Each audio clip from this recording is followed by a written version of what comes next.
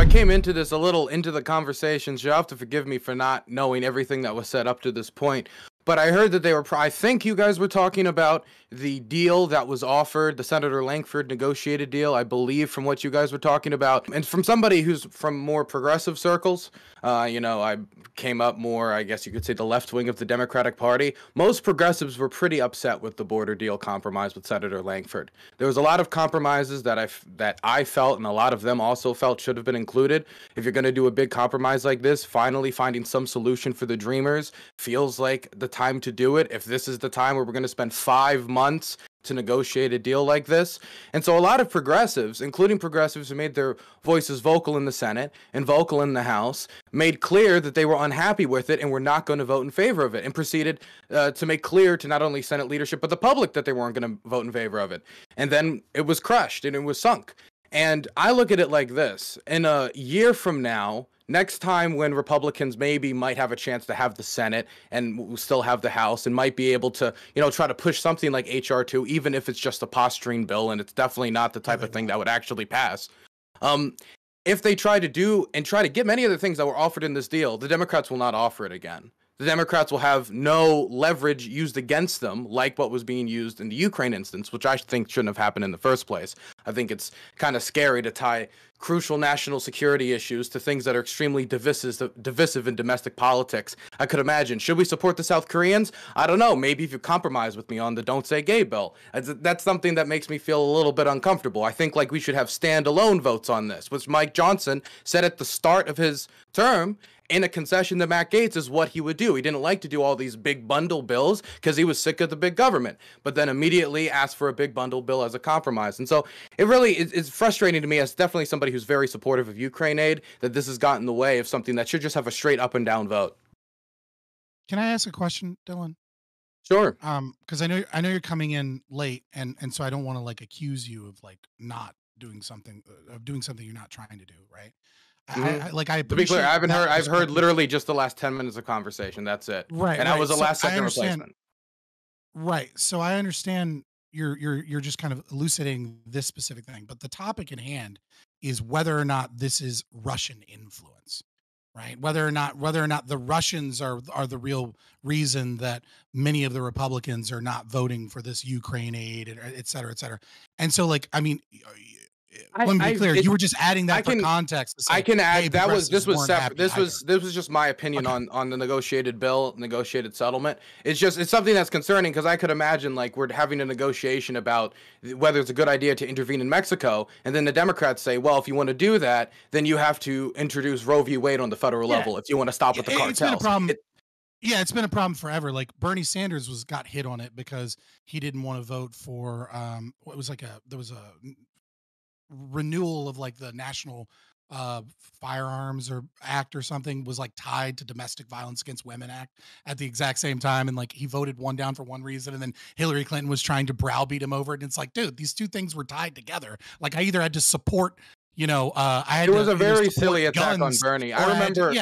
I remember having to argue with my progressive colleagues over it. You can't blame gun manufacturers for things that end up being. It was a very strange time at the Bernie camp. But on the issue you're talking about, Russian infiltration, you want to hit women, right? I want to recenter this, gang. We can talk about how Bernie may or may not have voted on the Domestic Violence Against Women. As for Russian infiltration, right? I could go down into rabbit holes of Mike Johnson took this money from this specific pro-Russian oligarch, right? But all of that is reading a lot into intention, and also those funds were given back. And in a lot of these instances, you'll find $20,000 given, then they find a discrepancy, then they give it back. And did they find a discrepancy? Only did they give it back just because it was found? Did they give it back because they genuinely cared? It's impossible for me to read into all these stories. So I'll put aside all the financial stuff. What I will say is I do think that Russian narratives have taken hold in some of the right-wing ecosphere's loudest voices. Now, whether these people are the loudest voices because they're the people with the most power, or they're the loudest voices because sometimes the dumbest people are the loudest in the room, we're talking about people like Marjorie Taylor Greene, who was going on cable news talking about how the Ukrainians were harvesting the organs of babies in order to try to fund the war effort, or Vivek Goswami, who was running saying that, the weapons we're sending over are being sent over to the cartels, or Robert Well, F. Kennedy and Tucker Carlson republishing fake Russian casualty data.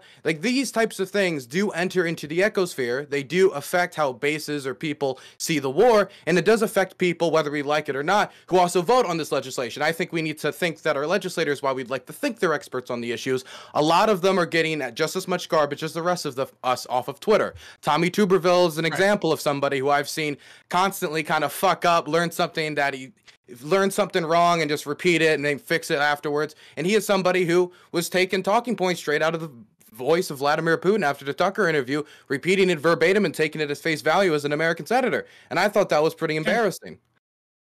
I don't necessarily disagree with you, but what you just said could also be said of Israel, of China, of the United Kingdom, of Saudi Arabia. This is true. Right? Like that level of like influence just means that country has power.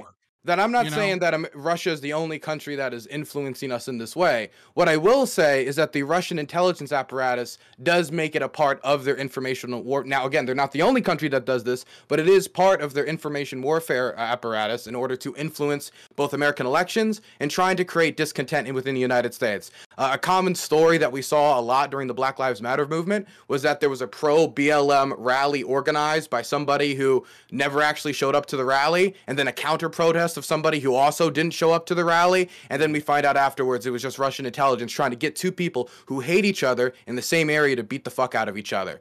Why the Russians do this? Well, there's a lot of speculation as to why, but I can speculate a little myself. I think part of it is if we're wait, when you say the Russians were influencing BLM, that sounds like it'd be influencing the Dems then in that regard. Wow. Although they influence not only Republicans, they've influenced the far left. Their big thing, 100%, is influencing the fringes of society or areas that can cause discontent within the United States.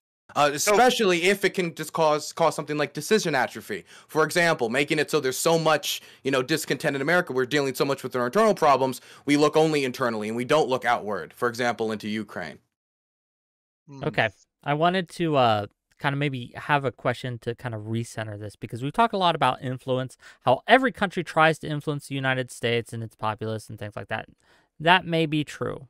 But I guess what I would ask Rashad, since Rashad is the one that brought me this topic, Rashad, in what ways does Russia influence the GOP, the MAGAites, as you call them, that is unique or especially dangerous? Can you elucidate that for us, please?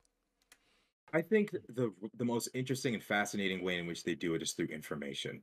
It allows them to almost hold the Republican Party hostage in a really unique way, where once the base is convinced of these populist, uninformed, ridiculous foreign policy ideas, the politicians who run for office then find themselves being basically held ideologically and even policy-wise hostage to a base of people who don't understand foreign policy or politics at all. So then when you're running for office, you have to basically pander to these people who don't know what they're talking about, don't know what to expect in terms of proper foreign policy, and it affects Republican foreign policy, in a very clear way. You have Vivek Ramaswamy getting up in public and saying lies like Ukraine banned Christianity. When you have a strong Christian base like conservative white America, they hear that and say, I don't want my money going to that. But that's not true information. But when you're a Republican politician running for office, you will be held liable to this information, and you then have to base your policy around what the base wants.